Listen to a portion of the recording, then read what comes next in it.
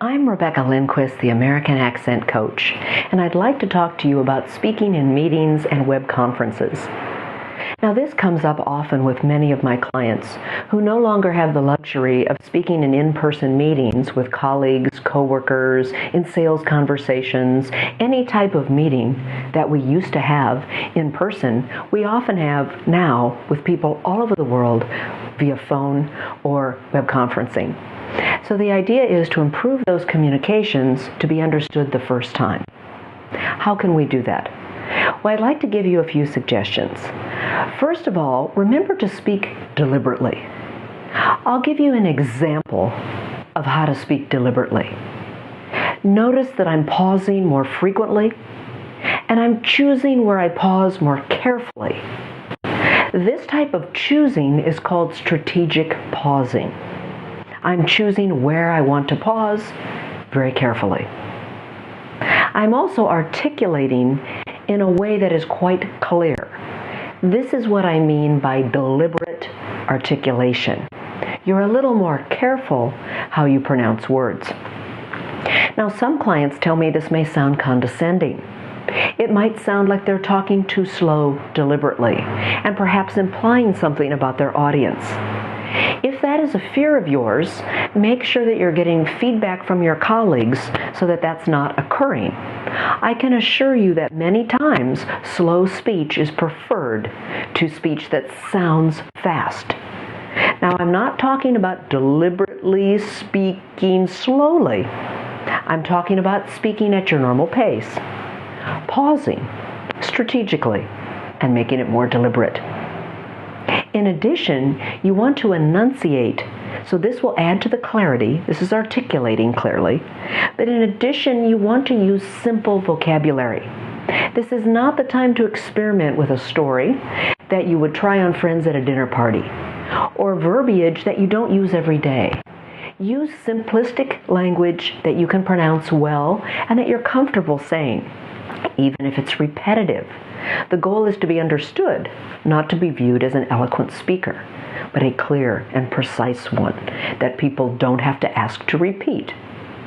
Now, the other piece of information or advice that I would give to you is think about ways to engage your audience and give them opportunities, either to ask for clarification or to let you know that they're not understanding, especially if you can't see them. Now, many of the tools on the market provide ways to poll your audience. I'm talking specifically about language. What you can do is ask more rhetorical questions. Does that make sense? Is everyone following me? Now, these are the kinds of questions that people will tend not to give a verbal answer to, and that's what you want.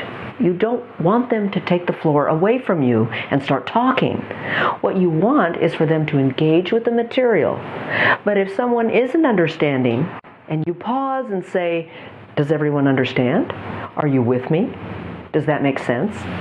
People will tend to say something or perhaps type something in a chat window if they are lost. If you don't ask those questions, you won't know. So you'll want to pause more frequently, as I mentioned earlier, and strategically. Speak with clarity. Use the same vocabulary. But here's some new information from the accent world that I'd like to add to my advice today. And that is you want to elongate your vowels. What I'm going to do next is keep my vowels a little bit longer. What's happening is I'm not only pausing, but I'm holding the stressed vowels in the key content words consciously and deliberately longer. Notice that my message changes a bit when I do this. It becomes clearer and easier to understand. Last piece of advice. When you're speaking on the phone or in a meeting, make sure that you're repeating yourself. Now, this may seem strange that I mention repeating. Isn't that condescending? In a phone conversation, if people miss something, then the challenge is they are not going to understand your content. So it's much better to tell them the same information several times than to tell them one time and risk them not having that information. So it's critical that you repeat, perhaps using slightly different words or in a different way, such as a summary or a paraphrase. But make sure that you give them the information several times and that that information be short and precise. You don't want to go off on a tangent and talk for a long time on one topic when your audience may not be interested in that topic. So again, I'll take my own advice and repeat. Ask a rhetorical question. Did that answer your question? Give a shorter answer than you would normally give, and then ask the question. Did that respond to your question? Or would you like me to clarify? Offer some options. I hope this information has been helpful to you in speaking on the phone and in web conferencing situations. And if you'd like more structured feedback, make sure that you hire an accent coach to help you do these things more skillfully, more artfully, and more comfortably.